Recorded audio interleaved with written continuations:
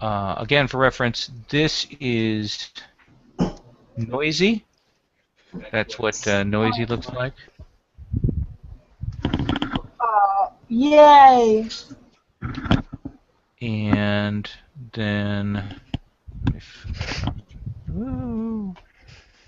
By the way, is my high concept literal or figurative? It is a combination of the two. Essentially, those gloves that you see on her hands in the pictures, the one with the metal pads on the back, Yeah. those don't come off. Oh, nice. Awesome. And her shoes are essentially concrete Doc Marten kind of things. And again, they also do not come off. Nice. And then this is Twiddle. Twiddle! Woot! Woot woot. Oh, sweet. I have the best room of you guys. Oh, good. Did you guys get a new place yet, or are you still hunting around? We moved, like, I moved from the efficiency into a one-bedroom, so we're in the one-bedroom right now, and we're kind of getting this place unpacked, I think, before we start looking for a new place. Ow! Puka! I assume that wasn't your roommate, but... No, Puka bit me. Why doesn't he bite you? Once. Once. Anyway, he's sitting right next to me. See? Hello, sir. No. I'm going to try to talk him into making character. Here's my other favorite beast picture, which we haven't yet met. Doesn't someone on RPGG use Twiddle's picture as his avatar? Do they? Oh, they might. Like that. Was it Rishi? It might be Rishi. There's a set of those pictures. It was from a zoo. Okay. So let's reset and consider where we are right now. I even might retcon a little. I know. What a terrible thing to do. Someone in the comic book world retconning something? So let's start with John's situation to set up where he's at, and then I'll talk about where Sid and Morosa are at. So where we left off John had been driven out into the nearby desert with some fear about what exactly was going to happen, with the intent, though, that he would be becoming an initiate of the Summer Court, gaining his position and becoming a low-ranking person, but still an important person nonetheless. And I think the phrase was Dust Grunt. Yep. While he was there, he saw some of the other members of the Summer Court, the other adjuncts.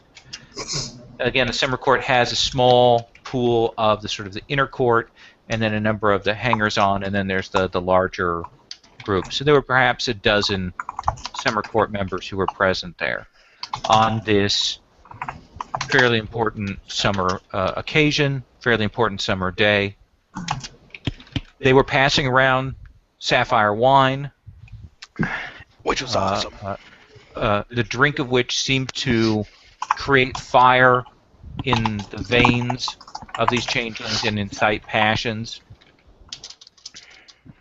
John did notice in the course of this, to his discomfort, finally getting sort of up close to Lean and Hungry Mike was one of those scraps of memory where he realized that the chains that held Lean and Hungry Mike, he had also had a hand in forging. But more to the point, during the requests and asking of John what his duties would be and calling on him for his role and partnership in the Summer Court, they asked him if he knew of threats. And it was at that point that John told them of the keeper buried away in the basement of the Technical Institute, not far away from your own abode. Go big or go home. And while news of the keeper might normally incite fear and panic, rightfully so, in the hearts of changelings, to a group of Summer Court, angry at various slights and losses in the past, and having drunk deeply of sapphire wine and prepared themselves in this ritual, they conversed and discussed and decided that they would carry out right now an assault upon this trapped and hobbled keeper. And so they have gathered themselves together. So that is the situation with John, which we'll be coming back to in just a minute. On the other hand, Sid and Marosa, and I'm going to excise for the moment Theo's character, if that's all right with you guys. That's my retcon. Makes sense. Okay. Had been investigating some of the losses and things, the missing changelings, and discovered that there was a connection, and in particular a connection to the Peach Pit Gang, a group who you encountered before, that you had been given indications, especially I think by the person behind the 25-hour mart, that they were tied to some other supernatural figure. But you believe that they have been involved in the kidnappings. You believe that they have been behind the disappearances and somehow tied in. And you guys gather yourselves to head out. Several weird things happened at the same time. One is a vision of the flares and the colors and the lights in the sky off to the north. Is that the direction of where Summerlin is? Yes. Okay. That, as well as Teodoro's nervousness and warnings and his ill feeling.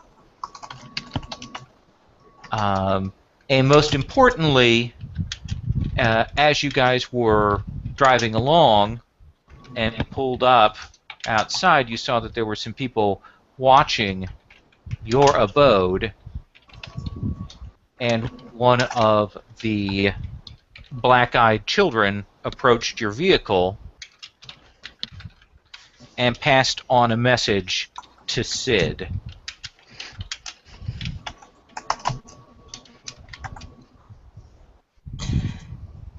Yeah. That message essentially being that if Sid would return, he would not bring his wrath down. Oh, man. And so that's where we take up this evening with Sid and Marosa in the midst of a spectacle of strange events going on, and John girding himself for these next events. Are there any questions before we begin? No, it sounds like it will be a confused and awesome jumble. All right. Yes, I concur.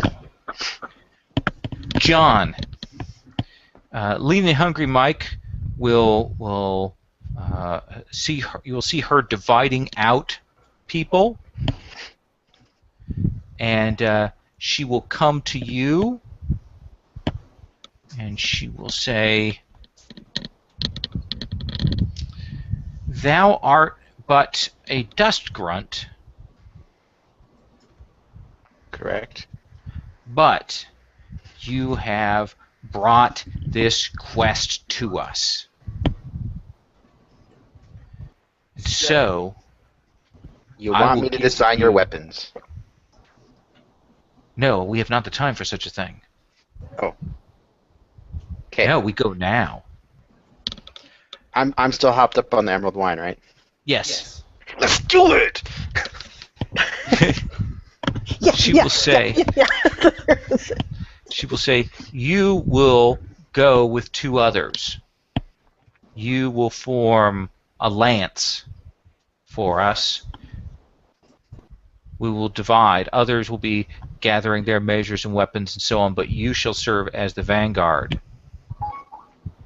Will you do this? Of course, my lady. I don't know if that's the appropriate way to talk to her. My lady, yes, of course, my lady. As you wish. We shall smite the holy terror of the summer court into any fools that stand in our path. Well spoken, well said. Now, I will give you two of my most valued knights who will serve alongside you. And she will gesture over, and Noisy, you've drunk of the wine, so you've got some of that heat in your head, but you're usually pretty quiet. Yeah. And Lean and Hungry Mike calls you over to John the Smith,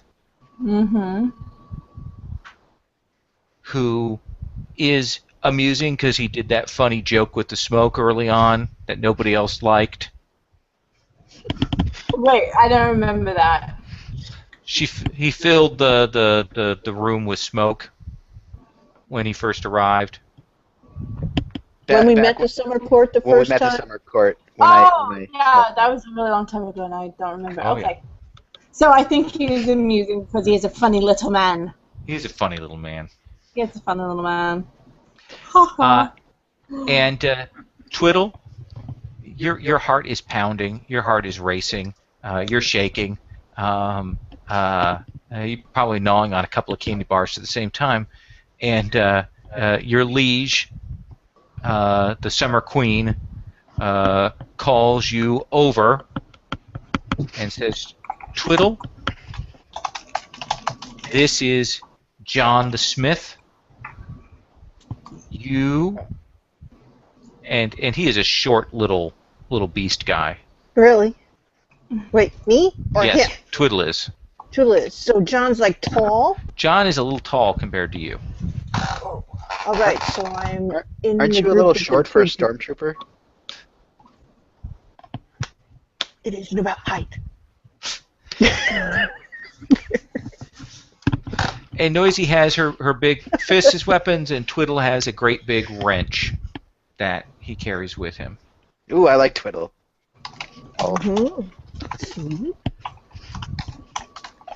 And Lean and Hungry Mike will say, you three will go and you will recon the situation at this college. For the glory Alright. of the Horde. The what? For the glory of the Horde. Horde. We're not the Horde, no. I kind of like it. It's from a video game, a game that children play these days. Okay, sorry. I got a little worked up. It's vintage. Where are we going? You three will pile in the spare truck, and she'll point to the Ford F-150 small cab pickup truck that's there. Take that, and we will join you shortly. Of course. How far do you want us to scout ahead before we wait for you to catch up? You're a knight. You'll make that judgment. Of course I will. I was merely ascertaining that is what you wanted me to do. Rawr. All right. So, let me ask you, who is driving? I am. Which skill is driving? Mundane? Wait, the person with lead feet is driving? Yes, they're fastest. All right, let's go with it. Yeah, right. That's awesome. Cause Is driving mundane? I forget. It would be a mundane thing. But you will see Noisy strides over to the truck and essentially opens the door and gets in to driver's side. All right. Oops, I was looking at the wrong list. I will scramble in and get in Okay. that middle seat, where the cup holder is. Okay. Get a stand there. All right.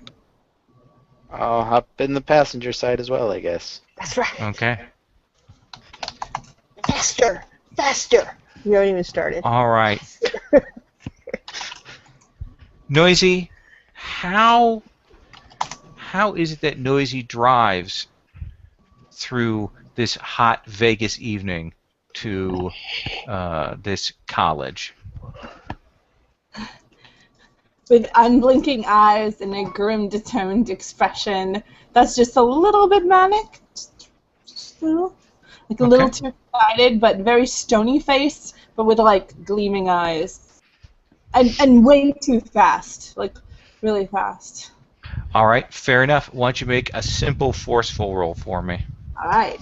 Noisy is a very good driver, but not a very cautious driver. If that makes sense. Absolutely. That sounds excellent. It is. Lot of yellows, yellows going over to red, that kind of thing. Yep. We made it. Alright, let's see. I have a fudge roller. Oh, I got a perfect to neutral. So my forceful. So it's a +4. I got Okay. a 4. So you will drive through the night. It is right at the beginning of July. And imagine high heat here, even in the evening. People are coming into town because it's a few days to the July 4th celebrations, the big holiday time for that. There'll be lots of fireworks and festivals and that kind of thing. Big patriotic holiday in tourist trap Vegas.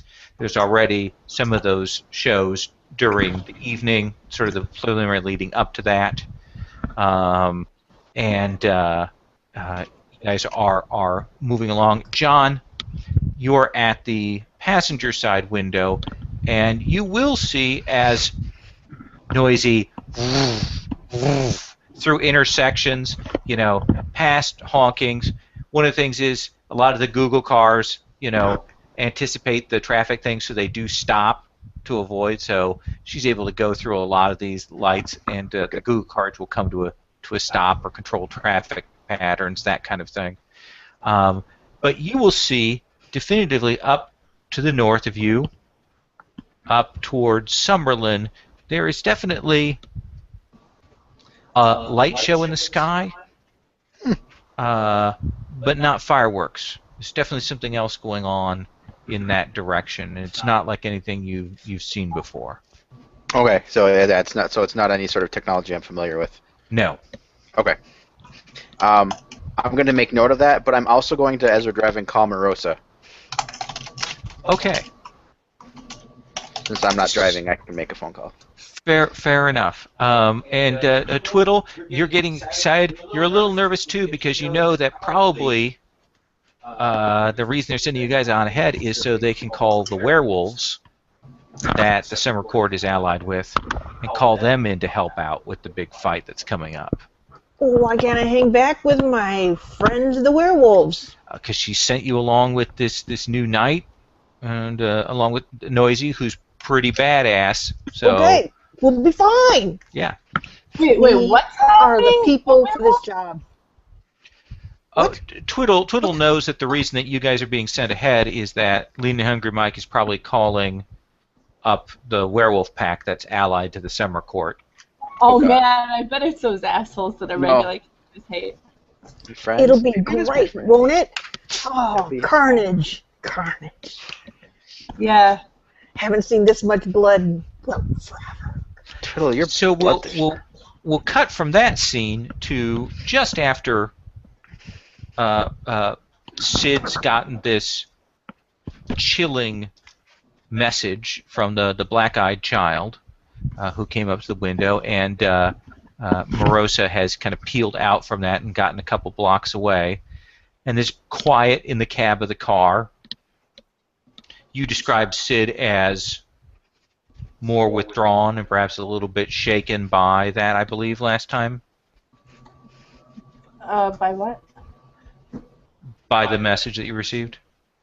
Okay. We're switching over to Sid. Yeah. Cutting to Okay. that.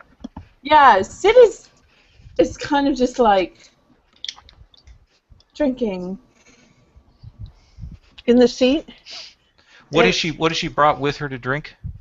Her flask that she's always got. A flask with a little Florentine design on it in gold. 'Cause classy. The classy flask. At this point, is it half full? Is it nearly empty? It is. The amount of liquid is quickly decreasing, and then in her belly. Okay. Yeah. Or maybe. Hell, maybe. Oh man, she needs a magic flask that never runs out. She does. She does. She'll have to negotiate for that after we get done with all of this. Yeah. So I don't. Did we just take off from the kids? You're maybe a couple blocks away at this point. So. Yeah. So Inez was driving. So did Inez just like get out and leave? Well, we're going to assume that Inez actually wasn't with you guys. Is my retcon?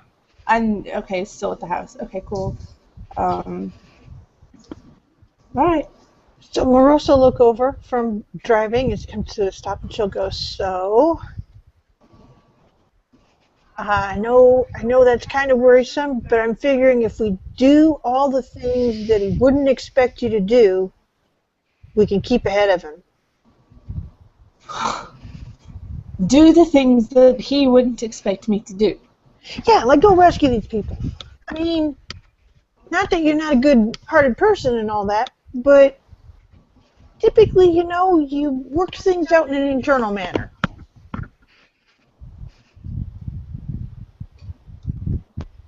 I should probably get out of town. What? Well, do you really think me being here is a good idea? Yeah. Being around at all? Yeah. Absolutely being around is a good idea.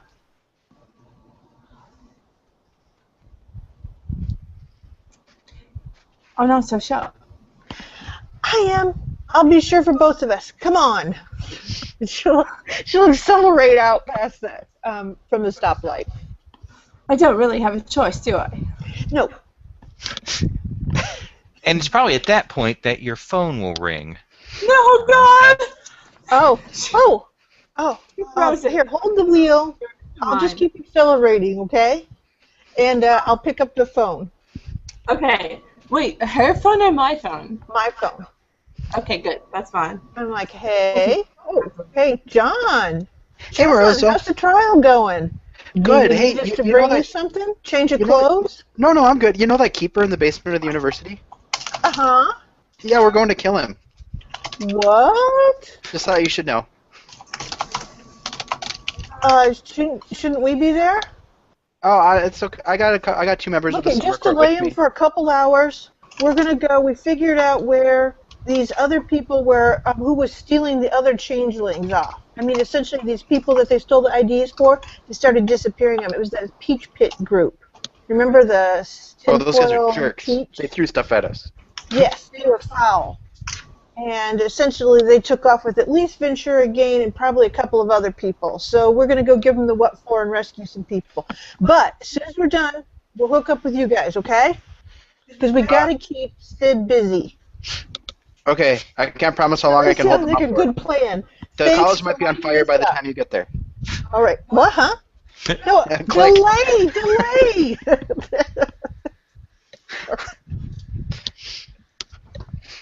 My Motley's behind us, guys.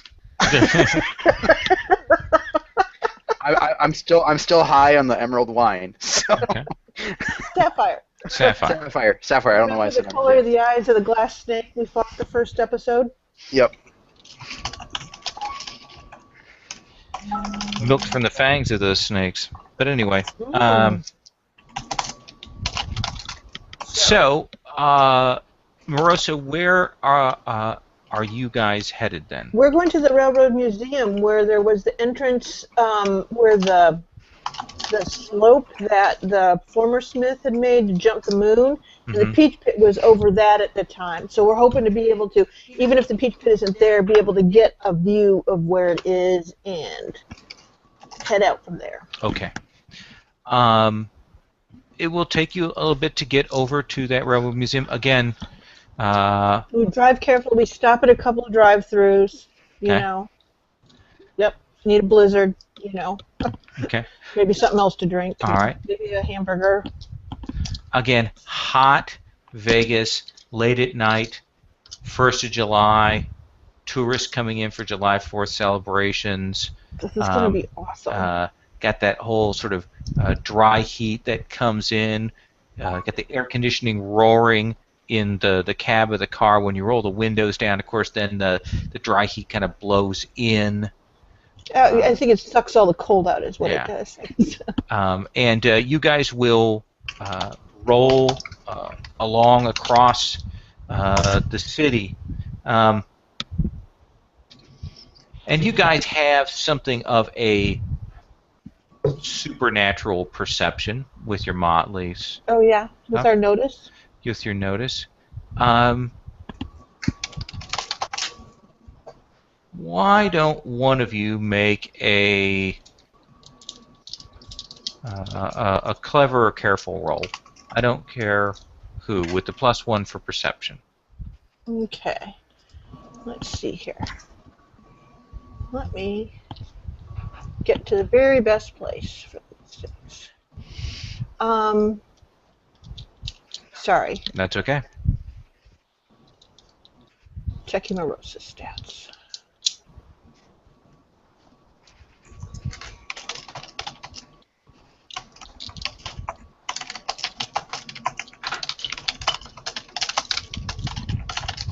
Fortunately, she made me share them on Google Drive, so okay.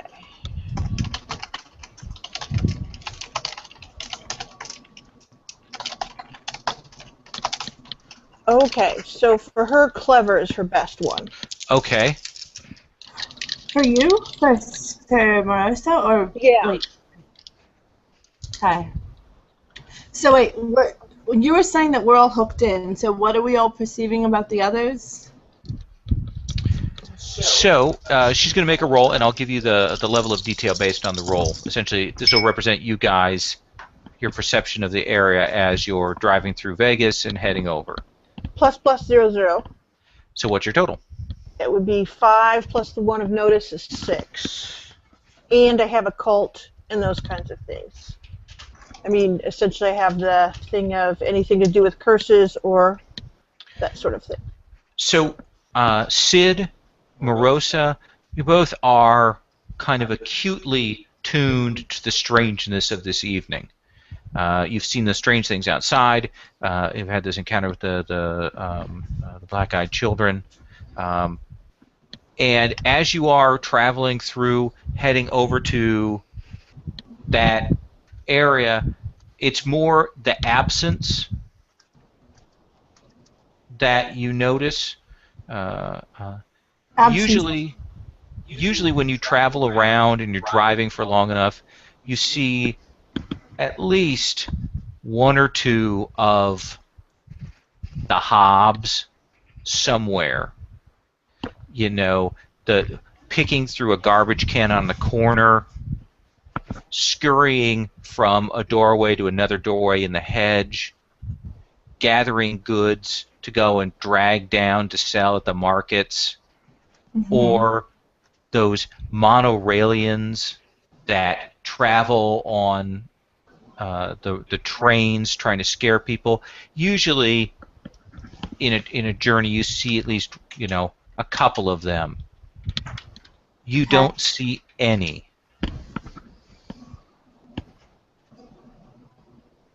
Whoa, quiet out on the strip. Too And quiet. in Because of kind course, of I have to reply to that with too quiet. almost kind of in contrast to the sheer number of people who are out and around on this holiday weekend.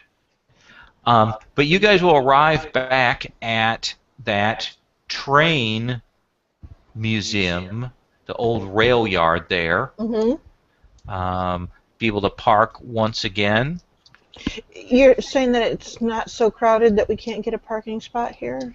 It is an empty railroad museum at night, a rail yard, and you can easily park off to the side.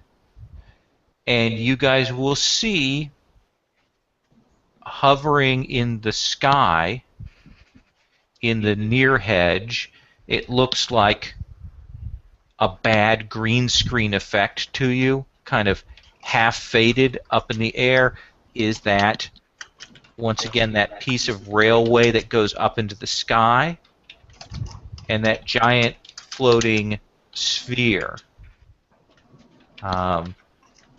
And a crosswind, desert wind, comes across, and you'll catch that smell of rotting peach there. Oh, Okay. What are our different ways of approaching this thing? Well, to get to the base where the railway part sort of leads up, you need to move over, and you had found a hedge door, one of those hedge doors that appears by moonlight, over on the rail yard, and that's how you made your way into the solider part of it there. Okay. All right, then that's what we'll do. And then we can climb up the railway to get up to the peach. Okay. I have to ask a question here before we go forward, and it is this, just to be on safe side.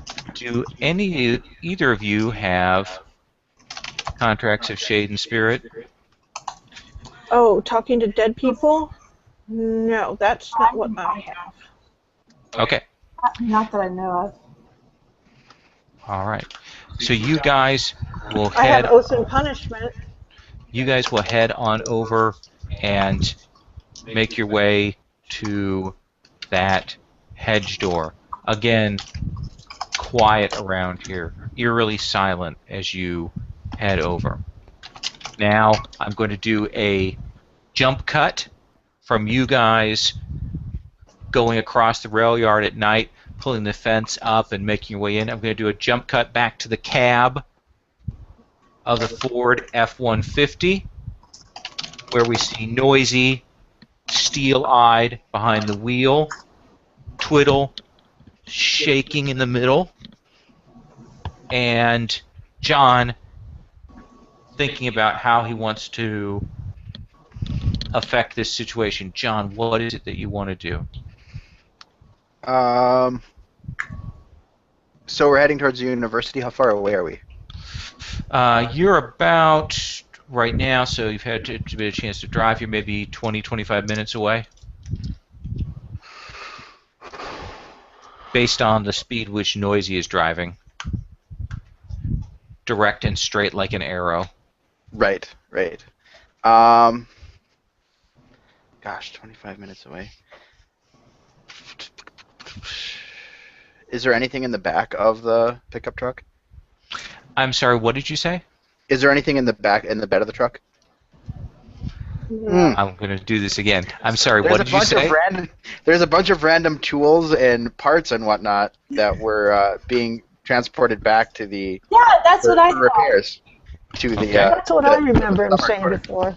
All right. It's fire iron, and like for some reason one of those big inflators to blow up bouncy castles. Yeah, they get a little engine and a hand pump for that. Yeah, a little number of those. Yep. John is going to climb through the window into the bed of the truck.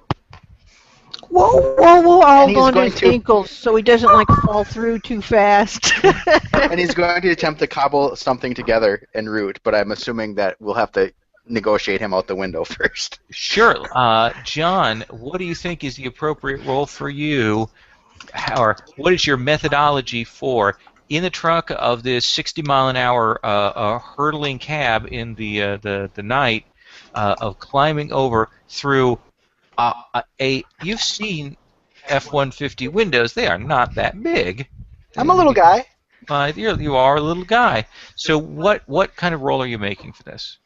I'm not in that big of a hurry, so I don't think I'm going to be stupid about it. I think I could cleverly try and brace myself with by spreading my legs as I try to scramble through until I grab something to purchase on the outside. So I'm going to Absolutely. You have to spread your legs to get the maximum sort of reach to kind of give yourself the push and boost on that, right?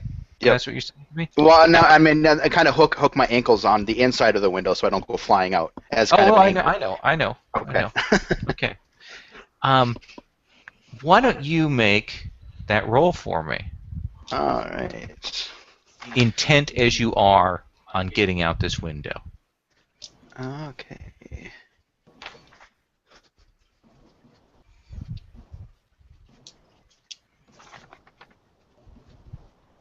Wow. Oof. I'm gonna spend a fate point to invoke Machine Speak with me, and I'm just gonna try and ask Machine, can you just slide your windows a little bit more open so I can squeeze through a little bit, and then I will use that for the +2 because that'll give me a 3. Okay, and we'll say that some of the fate point there goes to you invoking your contract to animate the window to bow a little to give you the give on that. I keep and forgetting pop about my out. contract. However, because you're so concentrating on doing this, on you getting out the window, Twiddle helping you a little bit.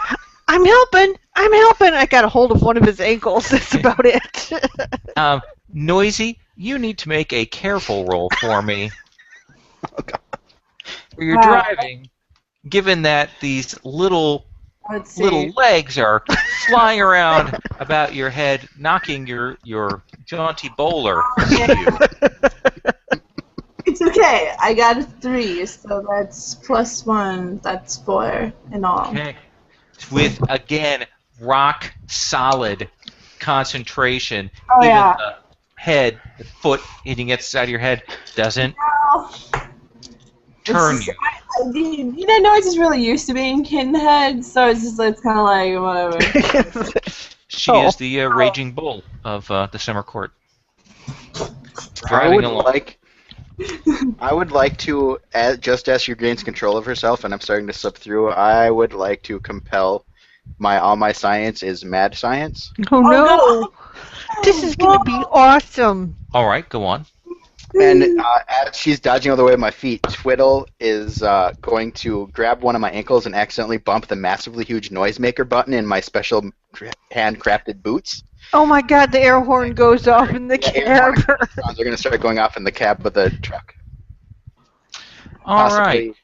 causing problems for the driver. Just like God. Well, I don't know who's gonna cause problems for Noisy, Or but Twiddle Twiddle. is probably gonna have a heart attack. All right. So let's think here how we're going to do that. So you're invoking that. So it's not really affecting you. It is more an invocation of Twiddle's "Oh God, my heart." That's true.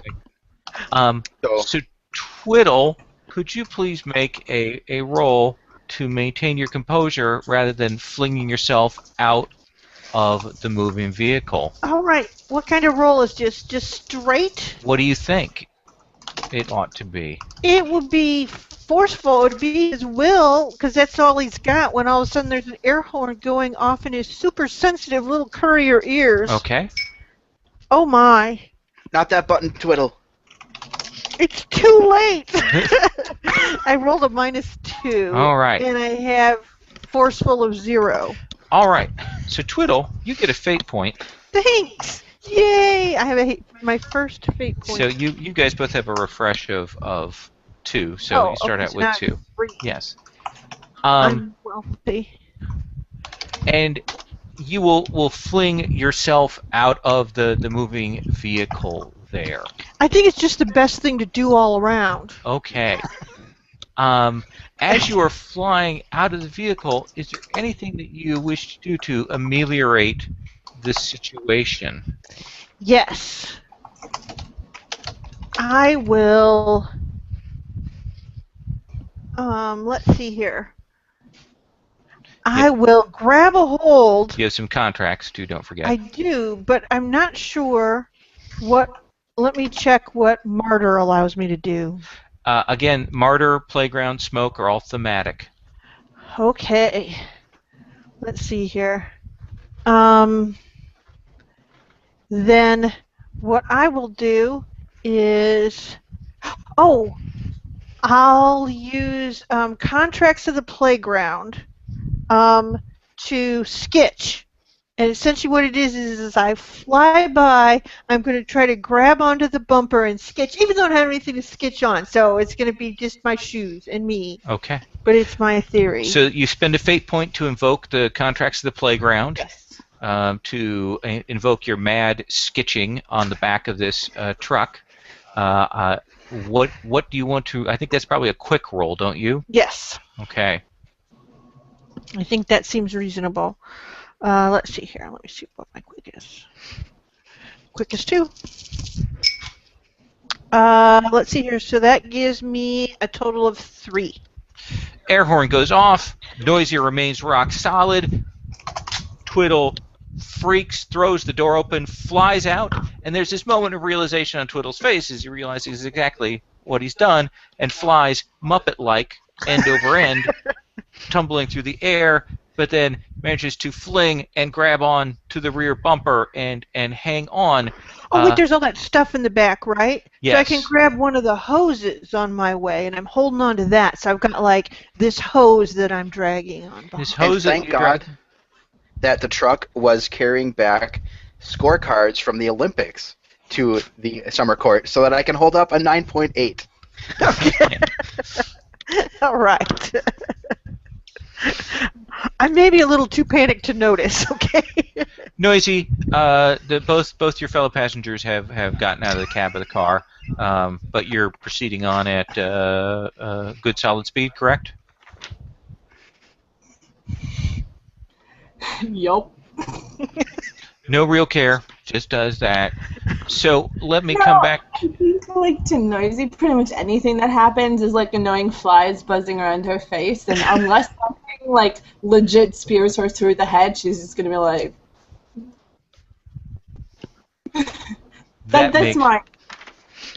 That makes perfect sense. Meanwhile, so we would cut in the show, we would cut from the shot of Noisy, salad, serious face, back to Twiddle desperately pulling himself up by the hose.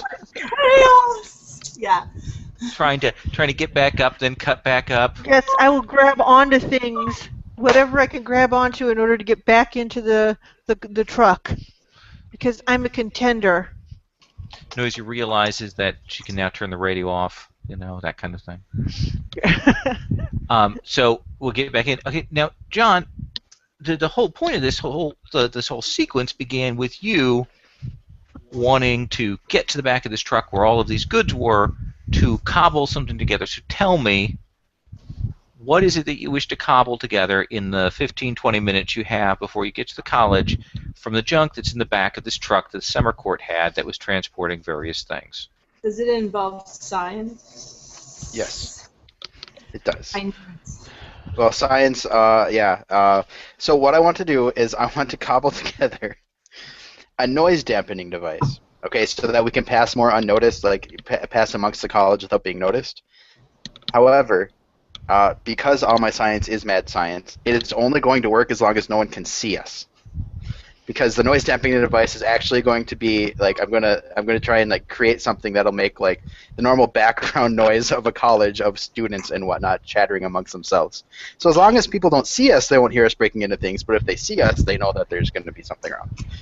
Because they can see that see that doing we're not- action, and yet the sound is like a frat party. Yes. Not necessarily a frat party, but like normal college talk and whatnot in the halls of the school. Okay. But yeah, Can I ask you a question? yes. What does John think college sounds like? Oh. Like the colleges of weird science. I was gonna say John has been rapidly catching up on his pop culture, thus all the Star Wars references and whatnot. And Oh god! Warcraft. So I'm gonna probably say the most recent movie that he watched that is college based would probably have been like Animal House or what's the more recent one? Accepted. Okay. So Oh, movies about the Abs- misfits of college. Absolutely. John, why don't you make a roll to create a device that creates that sound? The sound of a toga party? The sound Yeah. of a college. Okay. Okay. with the chant of toga, toga. Okay, in the background. Okay. So this is difficult. So you have a number of factors working against you. You're traveling at 60 miles an hour in the hot Las Vegas night. Right. You're in the back of a truck. You have Right. minimal equipment. Yep. And you're hopped up on goop. Yes. Now, does the fact that I'm intentionally using my on my science or mad science to throw a hink into my own creation give me a fate point to work with if I mess up? No. No.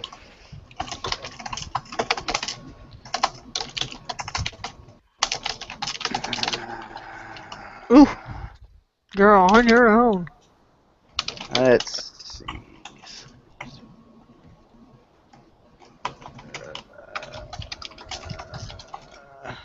Well, I will still spend a fate point then to invoke my machine speak with me again.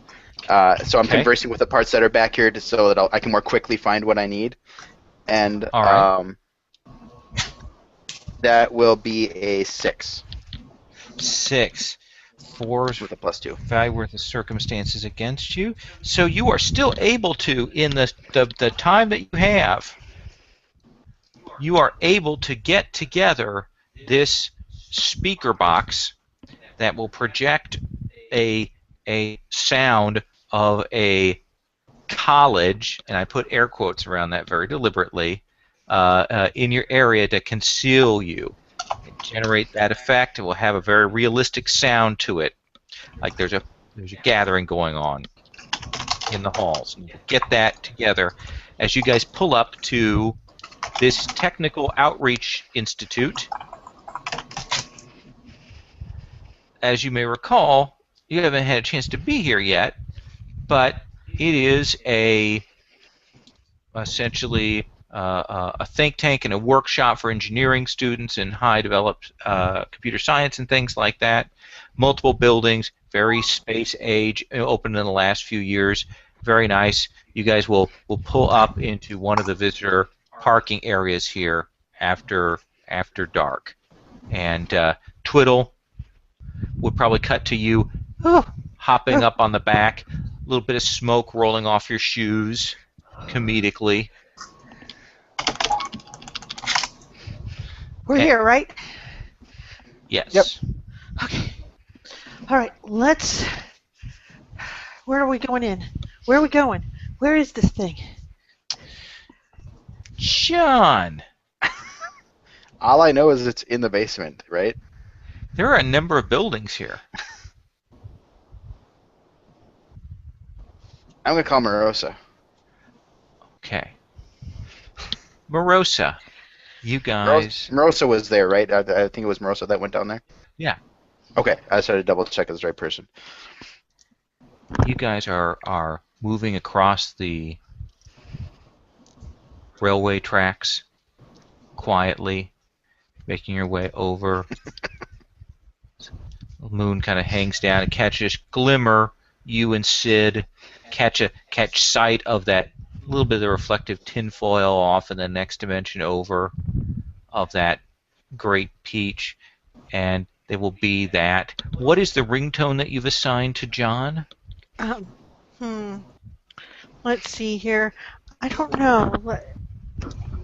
be appropriate? Something from the 50s?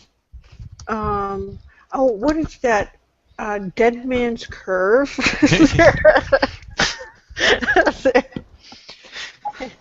Or maybe Blue Christmas. I don't know what. Something really Jailhouse cheesy. Rock, something. Yes, exactly. Yeah.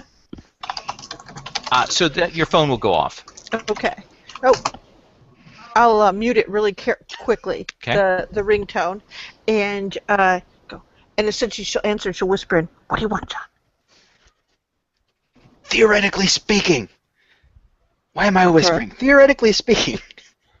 If one needed to get to the keeper in the university, how would one go about getting there? Waiting until Sid and I get there. Right, but theoretically speaking, if a bunch of drunken animal or summer courtesans are showing up and going to charge regardless of what you do, what is the safest way to get them in there without wreaking havoc on the college as a whole? Go to a different campus. We're already here. And they will charge in, regardless. Okay. Okay. I gotta hope that you guys know what you're doing. It's okay. I have a device. Oh, that's going to save us if it's the pie thrower. Okay. And essentially, she goes. You go in this building. You go past the reception desk. You go through to these back halls, along the offices until you get to the lab doors. You go through the lab doors, and then down a level, and it's through there. Okay. As soon as you get in there, she'll be calling to you. Okay. What are you Is John doing something stupid? It sounds like John's doing something stupid. Yeah, well, we might just be following up to pick up the pieces. So try to keep yourself alive, okay, John? It'll be great. What is John doing? I don't know. For the horde! Click. Click. We both click. I don't know. Click. So we'll stay here with Sid and Morosa. All right. Oh dear.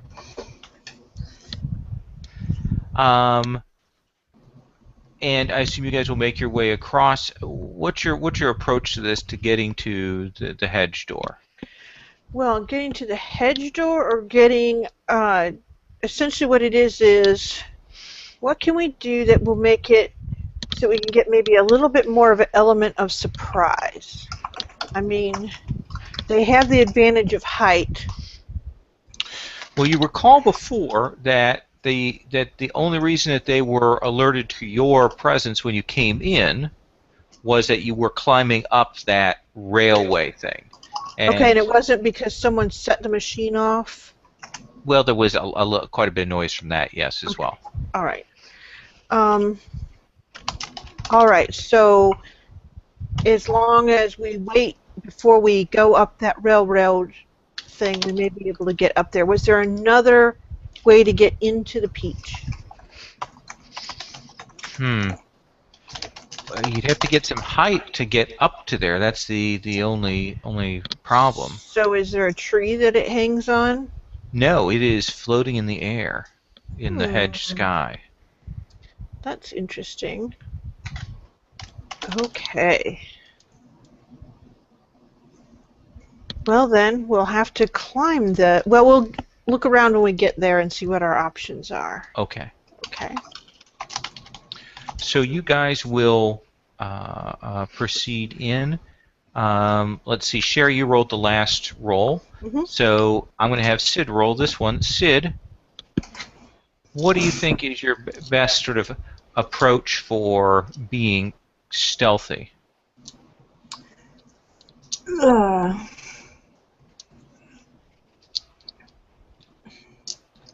To do that thing where I peer around corners with a mirror and then like flip and roll. Basically, I just need an iPod that's got spy music on it. Okay. So which approach do you want to roll on based on that? I think actually flashy, because being a spy, I need to dun dun dun dun dun. I don't know. That flashy. That's fair enough. Flashy is great while it works. but extra problematic if it doesn't. So that is awesome. Yeah. So wait, we're sneaking in?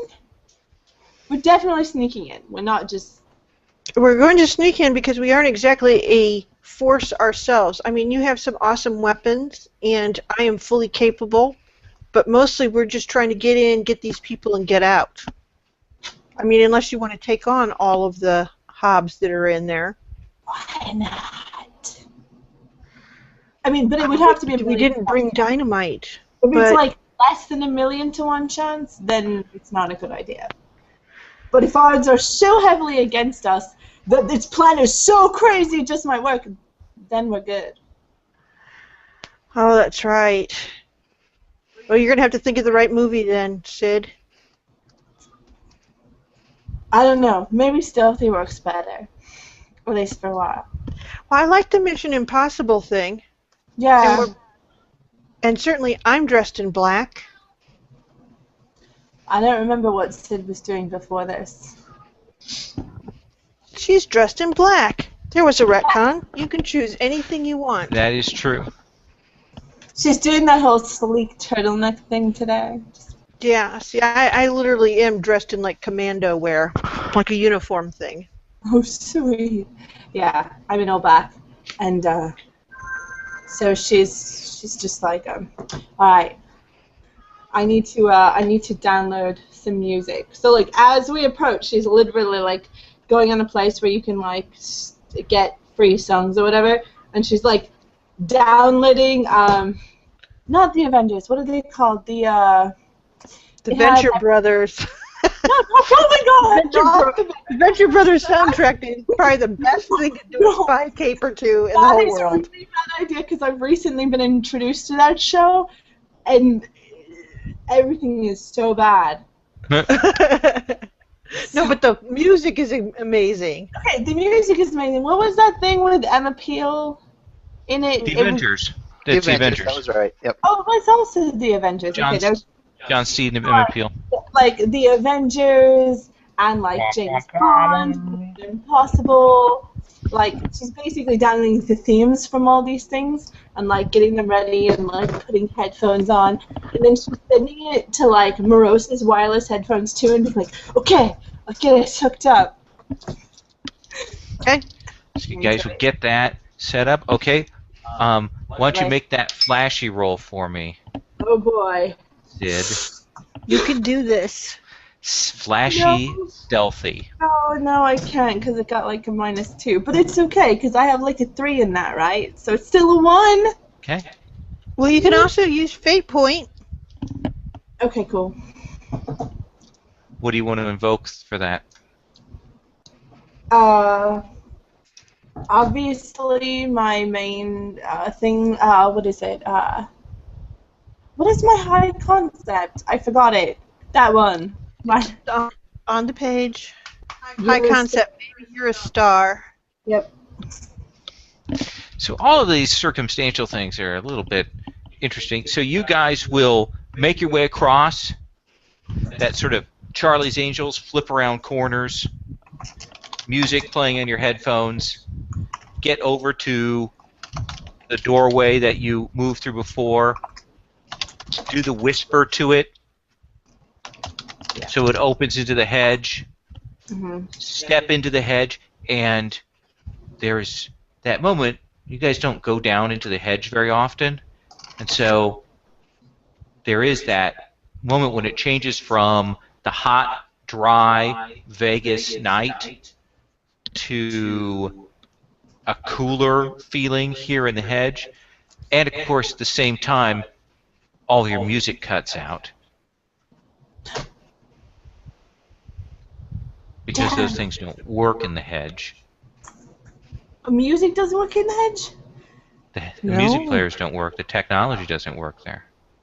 Oh, I guess we'll just have to hum very quietly or imagine very hard. All right. There is a perhaps larger pile of refuse, scraps, and garbage than was here before. Clearly, this spot here is being used as the the dump-off pit from the Hobbs up in the Peach. Mhm. And refuse both, Kentucky Fried Chicken buckets and bones and milk jugs that were filled with vile liquid and then flung down the 100 feet to the ground below before they hit with a wet, urine-filled squanch. And Thanks, Lowell. that's what you're That's what we're squishing through that's right what you're now. walking through right now. The Yay. hedge around you in this space kind of opens up, and again, it's that same Vegas hedge. It doesn't have the verdant green of the deeper hedge. Here, it's still pale, like it doesn't get enough water here. It's brown. It's brambly, unfinished, unhealthy. It's like the dry plains of the. Yeah. Hmm. And there are pathways that go off from this space. There's a big machine part at the down here. There is a line of railway that goes up into the air like a roller coaster, pretty much straight up, and around that a kind of a tunnel of the hedge. And at the top of that railway Mhm. is the Peach, covered in tinfoil with a big hole in the bottom. All right. How do you two wish to proceed up? You're in the mode of being stealthy and sneaky. And we'll continue that mode. What we will do is I will back sit up, but essentially we are going to use hedge tricks essentially to hide our scent up the thing. Since when they look down, what they would see is darkness. Right? So essentially we will use a cloth that's sort of above us as we move up that rail line. So very simple, but yeah, concentrate on just getting up there without getting seen. Fair enough. What's your approach then? How do you want to define that? Is that clever? That was clever. Okay. Why don't you make a clever roll? You've got a couple of circumstances working against you. Okay. The wet slickness of the railway to climb up, the physical effort of climbing. Those are a couple of things working against you. Go ahead and make that roll. Okay. And I'm going to use clever. Okay. Oh, good roll. Okay, so +2, plus clever, which is the 3. And then I have uniform, and I said I dress like in uniform. So I'm dressed in black. I don't know if that adds anything. Do you want to invoke your uniform for the scene to give you a bonus based on that? Certainly. Okay, then spend the fate point. So okay, I will spend a Morosa fate point. Yes. So okay, Morosa's fate point spent, and of course my ability is a no better backup. Okay. Sid, what's your reaction to this climb?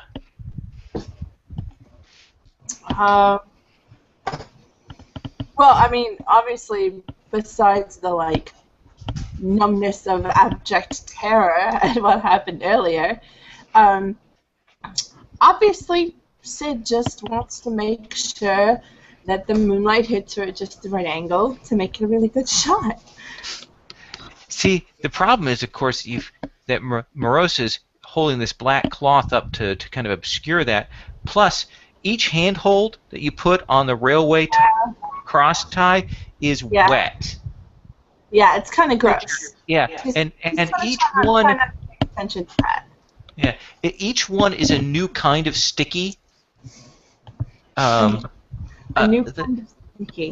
This one is kind of a soft and has some pliable give to it, and the next one is a good, firm, hard, gum-like sticky, and the next one has a whole kind of runs between your fingers quality to it as you're climbing up.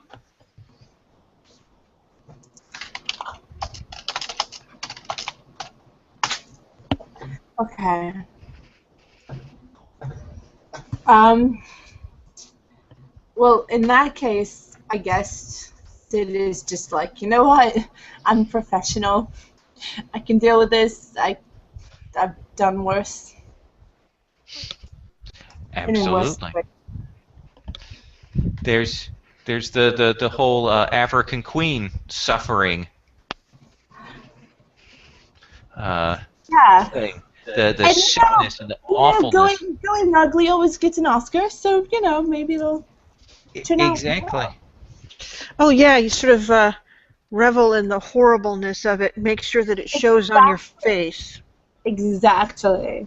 so that Yeah. the audience can experience it along with you. Right. She'll make sure she has a few, smudges so that everyone can know just what a hard, dirty slog this was.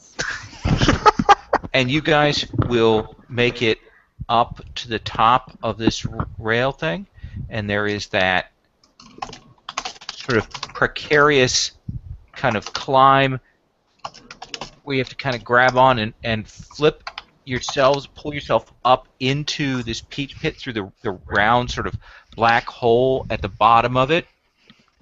And you will pull yourselves up in, and inside it is, for one thing, it is bigger on the inside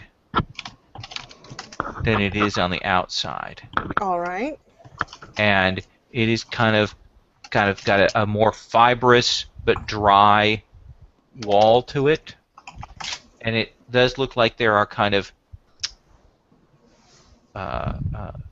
objects embedded in the walls to allow people to clamber up to the next couple of chambers. Okay. And in the distance you will hear sounds, some conversation, some talking, maybe other places some screaming. But we'll come back to you two in just a moment. All right. Because there's other screaming to be done.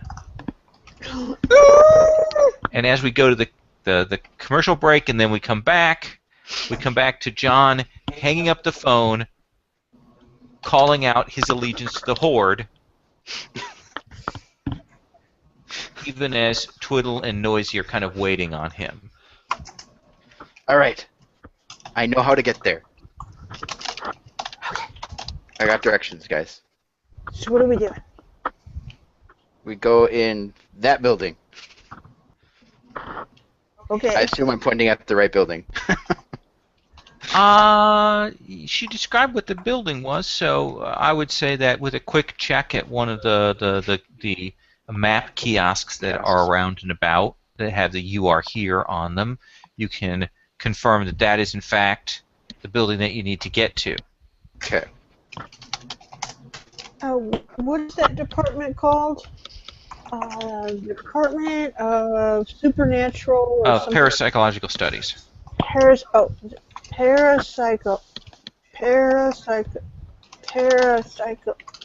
studies. How do you want to approach this? Now, let me describe this. So, 1st of July, midpoint of the year, the camps on a Thursday night. Not many classes in session. It is also, though, a campus as a think tank, so you do see lights and things on. But we're talking probably about 11:30 p.m.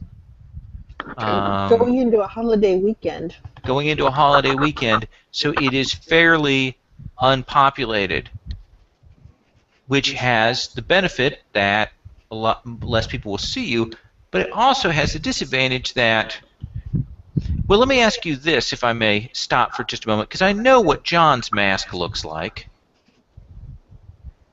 But Twiddle and Noisy, what do your masks look like? When normal people see you, what do you look like?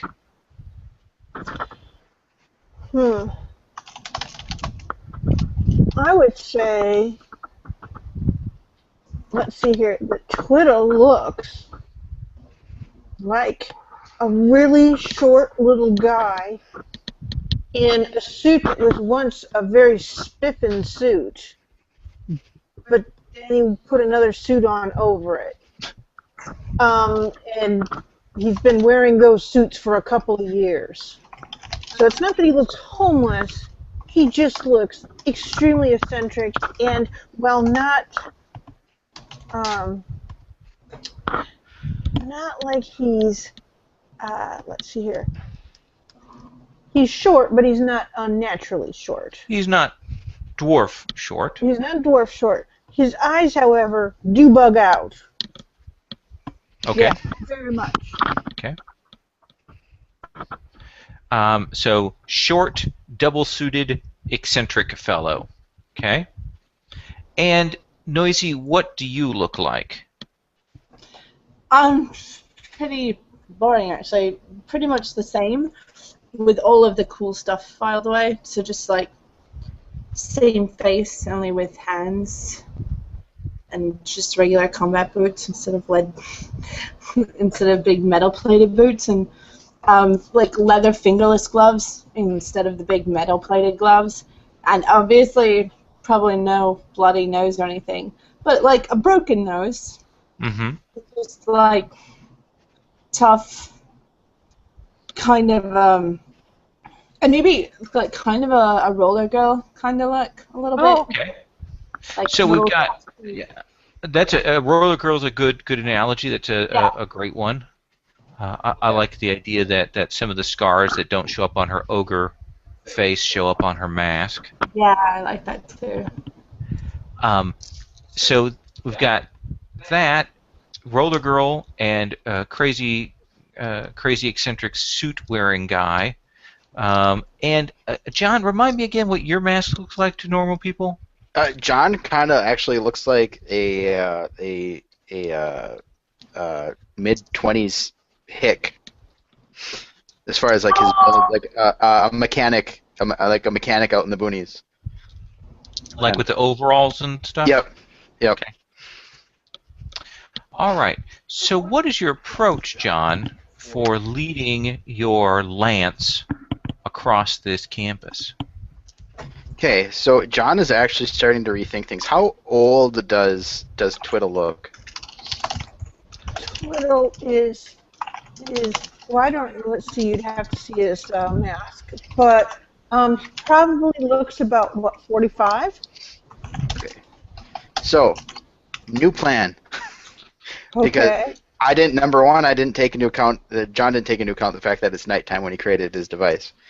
And number two, upon realizing what our masks are, I think our best bet is to go in pretending that you are our college professor from the parapsychology unit if we get stopped, and that we have to go check the levels on something on one of the experiments in the basement. I will place invisible.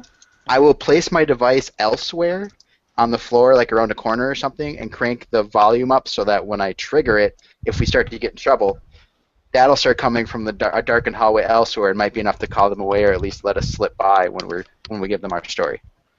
You have made a problem into an asset. All right. All right. So, John, that seems like a calm, cool approach. So, Sure. what do you want to I'm roll a smart for? guy. I could be a professor. That seems careful to me, right? Sure. That's your best Damn one, it. right? Right? No. But it Okay. is. It must be. No. Do It's you wanna- it's you my want to worst try one. something more complicated, more involved? More Rube Goldbergian. Well, first off, are the doors locked? You don't know. You haven't gotten there. I'm talking about Okay, you're we- moving over to the building. This is Okay, your, so your we're still at the truck. Yeah. We're still at the truck. Okay. Well, obviously we can't go in through the main entrance, so I think that we should set up some sort of a distraction outside the front door, just in case. I could probably, rig up something to explode, just in case. And then while that goes off, we can go in through a back window, at which point I will then go down a side hallway and place the device, and then we will continue through nonchalantly. And if we get stopped, we can talk to people. If they start to ask too many questions, I'll trigger our device. That'll draw them off, and then we can continue on to the basement. That absolutely seems over elaborate and too clever. I assume leave, set stuff up out here for your explosive while you make your way around to the loading bay, kind of thing. Right. Yep. Okay. All right. So John, make that clever roll for me. Okay. Oh, that's not too bad. No, that's fine. That's a pure 0.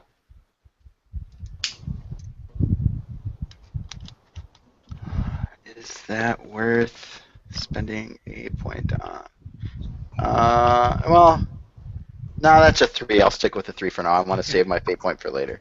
So you guys will noisy, twiddle, kind of following along behind, kind of keeping your eyes open. You've got that sort of defensive posture, ready for a fight.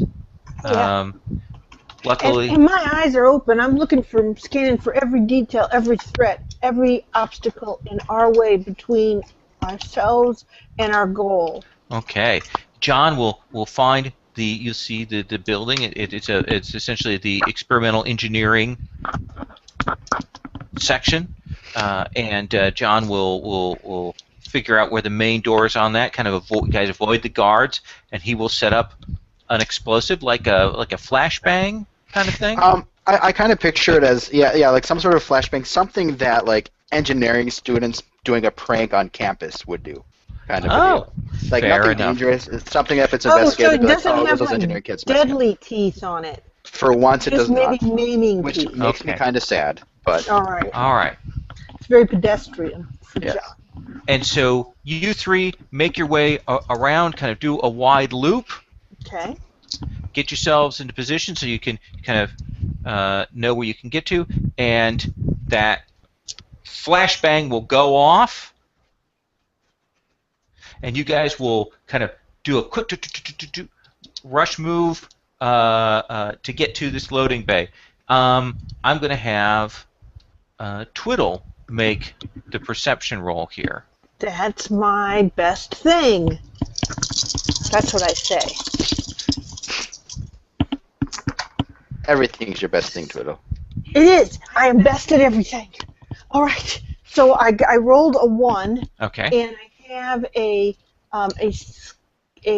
aspect that says that you'd be amazed what I can spot from down here, but I assume that I'm using like careful, right? That's what Sure. we're You doing? tell me. So that's a 2. So that gives me a total of 3. Okay. You will come around, and it's one of those multi-level buildings where sort of the front is up on a higher level, and then you kind of come around a slight slope and come around to the back, and there's the loading docks and things like that. And you'll kind of come around the edge. You guys hear the pop and the of the flashbang out front. Again, 4th of July weekend coming up, so it's fireworks, so nobody screams terrorist attack immediately. Oh. The guards will go running and stuff like that. But you will notice, Twiddle, Yes. that as you kind of get to the loading bay back here, the docks, where they bring in equipment and things like that, you will notice that the two back doors, the two loading doors back here, are standing open. Doors are already open. This should be easy. Right? I love it when a plan comes together. Did it come together? Obviously. All right, let's go. Okay. Don't kiss a gift horse on the mouth, Twiddle. Let's go. Don't kiss a gift horse He on the drops mouth. by. Sort of wipes his mouth off. There. That was amazing. That was amazing. That was a beautiful moment. Thank you. Horrible. Why would you say such a thing? Oh. So you guys will make your way up onto the loading dock, loading bay. You can hear there's some noise out front, the sounds of squatching of various walkie-talkies and things like that. They don't actually have walkie-talkies, they have cell phones, but they've got the little sounds built into them so they can sound like a campus security Oh, that's when cool. they do that. But you will see that the doors are open, and there's actually these pair of burn marks that run along the walkway, and you kind of look, there's like like a pair of tracks, like rollers were on fire from something, or burning, or hot. Not sure what it is. Kind of shows up there, kind of a sort of a burning, and you'll realize that you can see that just inside the doors are looks like a couple of people laying there on the ground. Oh, that's no, that's Something got Uh, away. Are they human? I mean, They are they, look- I should say they're not changeling. We don't see their means or anything. No, they look like a couple of. One looks like maybe might be an intern or some kind. The other one does look like a campus security person, and that's actually part of where you're hearing the squawking from. Is from their cell phone. They're laying there in the hall. You can see here against the darkness of the hallway that the sort of burn marks I'm talking about actually have kind of a faint blue glow to them, like a witch fire on them. Mm. That's not good. Have I ever seen anything like this before? No, no, not really. Hey, boss, you don't think the keeper's already, like, gotten out, right? Nah. What? Does it look like the track marks are like leading into the building or out of the building? Is it possible to tell? Oh, why don't you make a careful? All right. Sorry, actually, no, they're not careful. This is your clever thing still. Okay. And that's perception, so I get a +1. Yeah. Yes, it is. Okay, so Notice you that's get your. 5. So there's this weird thing. You can kind of see the tracks. It's hard to tell direction, but as you're kind of standing there on the concrete of this loading dock and watching looking at the two sort of ghost tracks that go back into the building and then turn around a corner, and you realize here as you actually look the other way, you can see that there's kind of a faint ghostly trail going off, hovering in the air. oh Do keepers fly? And when I say in the air, like at about maybe 5-6 feet off the ground, kind of go off in the distance. Or levitate? Do keepers fly or levitate? if they feel like it. They can. Oh, I was actually asking Twiddle and Twiddle's like, and Noisy. I wasn't asking you as a GM. my keeper burrowed. I don't know. If I they mean, what feel I remember holes. There were holes. I'm sure it's nothing, but it's at that point that I realize, do they have a way to does the Summer Court have a way to contact us if we're supposed to be the Vanguard? I got my cell phone. I can call. What do you want me to say? You've got no signal. I got no signal, man. I'm gonna walk around the corner here and see if I can get a signal. Okay, yeah, let them know which way we went in and give them these directions, and I'll repeat the directions Marosa gave me. Okay. Okay. And, Twiddle, you gonna go around the corner? yeah, but you know what I'm gonna do? I'm gonna vanish first. Okay. Smoke? Yeah, smoke. I'm gonna use smoke. I'm gonna go all quiet. Okay. Then I'm gonna go around the corner. And you will see that there are now a number of campus security guards around here. And they do seem to be more than you would kind of expect. And they say to you, Bob, could you please report in, Bob? Don, I'm trying to get hold of Bob, and I'm not getting hold of Bob. God. And yeah, there are quite a few of them around here right now. Have I got signal? Oh yeah, you got a bar. I got a bar. I'll take that bar. I'll call, and I'll give that message like real quiet. But I'm keeping an eye on these guards, and I'm gonna try to get back over to the other guys. But I got to give this message to Lean and Hungry Mike Okay. because that's most important. You will probably get a hold of Rumpelstiltskin. Okay. Okay. Yeah. Okay. All right. I'll pass it on to the boss. All right. Okay. Meanwhile, Noisy, you're standing on this loading dock. Ghost Right. fire tracks. A couple of bodies there. Are we talking about dead bodies? They're dead bodies. go over, give him a kind of kick with your boot? Yeah, sure. Oh yeah, they're dead. How long dead? Mm, As someone not that's long. caused a They're few. still warm. Ah, okay. So still warm. And Noisy doesn't have any shade contracts of shades. Well, let's look and see what we gave to Noisy. Let's look at it. Stone. Oh, I meant silence. What is silence? It's all about sound and eliminating noise and keeping quiet. All of that stuff. You can create sound and you can still sound. Can I steal sound that has died recently? Can I hear things whose echoes have faded but may still be there? Sure, absolutely. That seems like a great idea. You'll spend one of your fate points for that, and then you'll make a roll. Yeah. That seems like a clever thing. Yes, it does. What's my clever? Oh, clever's decent. Nice. Okay. I got it's just a 2 then.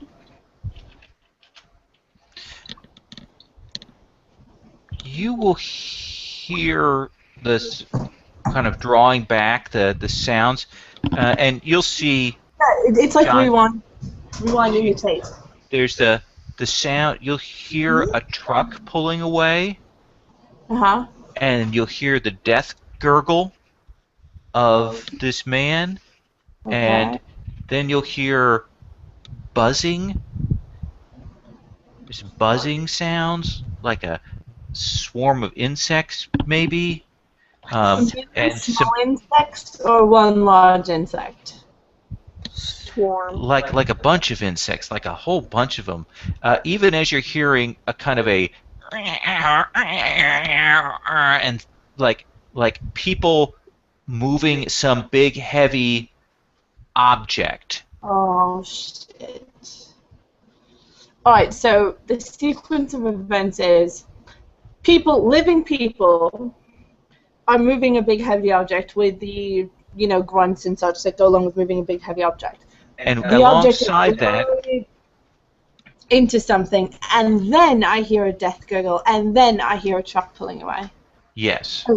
In reverse. So that was the sequence of events. Okay. Can I tell if the death gurgle belonged to the same person who was moving things? No, you're pretty sure that's these people who were here. Like, there might be some muffled. Alright. So they must have come on it. And there's no exclamation of surprise. There's no, hey, what are you doing? There's nothing like that. No, they do seem to have been. They somehow were. That's weird. How do I put this? Ensorcelled or glamored enough that they didn't catch sight of what exactly was going on until it was too late. Oh, alright. Well, I will certainly. Is Twiddle nearby? Twiddle is off making a call back to Rumpelstiltskin. Yeah, I'm kind of just like, yeah, this is not good. I'm gonna try to make Twiddle silent, I guess. Okay. And make the call not silence Twiddle, but so no one outside the little bubble of this conversation can hear them. Do you know what I mean? Fair enough. And since you've already invoked the contract, I'll allow you to do that. Just make a roll. All right, sweet. 2. So that's 4 and all. You'll get that off. John, are you doing anything else with the scene here? Yeah, I was thinking about it actually. So I'm not sure how this would work, but I'm assuming that we heard on the radio the Bob. Bob, are you okay, Bob? Yep. Okay. I don't know if we ever created game aspects like for the game in general, but would it be fair to assume that there's some sort of game aspect that has something to do with cinematically appropriate? We've certainly taken that as a thing. Yes. Yes. Okay, I was wondering if it would be possible for me to compel that aspect right now. Certainly, children of a lesser director. John, Something like John that. is yeah. John is going to pick up the handset from the guard and be like, "This is Bob. Everything's under control. Situation normal." All right, that's a sneaky thing, I think, my friend. Okay.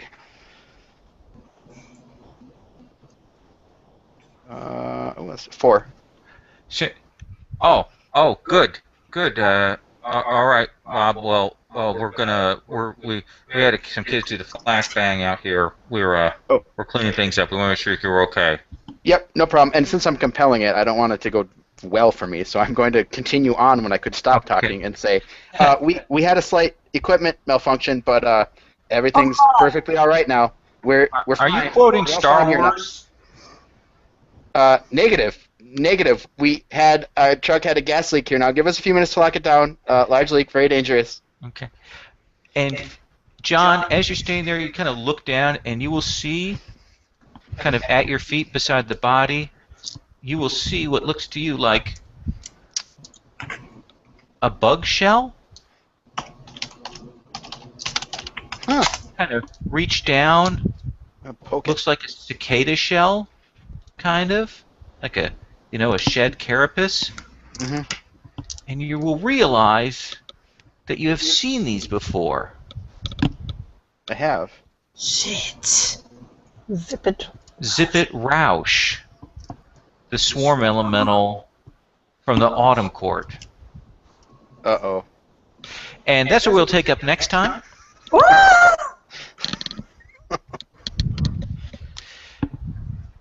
Now, That's awesome. so that's what we'll take up with you guys split up with heavy threats hanging up. We are not going to play next week because I have my mom in town visiting, and she'll be staying with us. Okay. So I'll be recovering from the con then anyway, so that's okay. So we'll play next again on the 16th, and I will send an alert, an event thing on that before then. Awesome. Sound good, guys? Good times. Yep. I wanted to run something by you, a little contract-wise, before I forgot if I could. Absolutely. I still have a couple of slots I can fill because I've had so much trouble coming up with anything I thought made sense. Mm-hmm. Would it be possible for me to have some sort of contract that ties in with Artifice that would allow me to spend a fate point and make a clever roll to create a one scene use item that would whoever used it could use my clever in place of whatever I used it to do. Like Sure. I built it to do. So like if I built something to make us invisible or something, you could use my clever roll instead of sneaky. So like contracts of remote control, or Oh God, that's what I want. Is John to have remote control. it is essentially with the contracts as we're defining them for this version of Fate Accelerated. They're really a descriptor.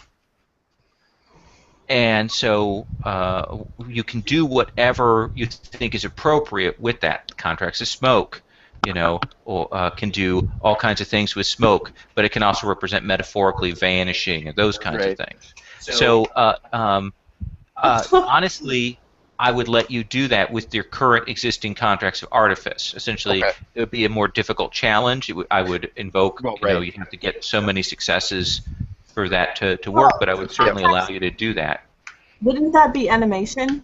To animate something would be Well, I'm not trying to animate it though. It's like if I created like a stealth field that like a stealth cloak that someone put on, instead of rolling a sneak roll, they'd be able to roll using my clever instead of their sneak. Okay, yeah, that would be Artifice. My bad. And I would and honestly, the way I run, I would let you, if you could justify it using either of those pieces of fiction, I would let you do it either way. Okay. And you should think about that when you want to come up with new contracts. You want to come up with things like I put on the list tonight the contract of blood, sweat, and tears. I have no idea what that means, but I'm sure that you guys are clever and fun enough to come up with something for that. And the contracts of the playground. We had another version of it. I put something. I got sketching. The sketching. So it's all about you guys building the fiction that you want your characters to play from. Awesome. Sweet. Awesome. Yeah, I'm really looking forward to doing something with the contracts of blood, sweat, and tears. I actually think I'm already getting an idea about it. Awesome. All right, awesome. I'm looking forward to that. I'm going to stop the broadcast, and then Okay. I am going to go downstairs where it's at least 15 degrees cooler. Yes. All right. Goodbye. See you Have a Good guys. night, guys. Take it easy. So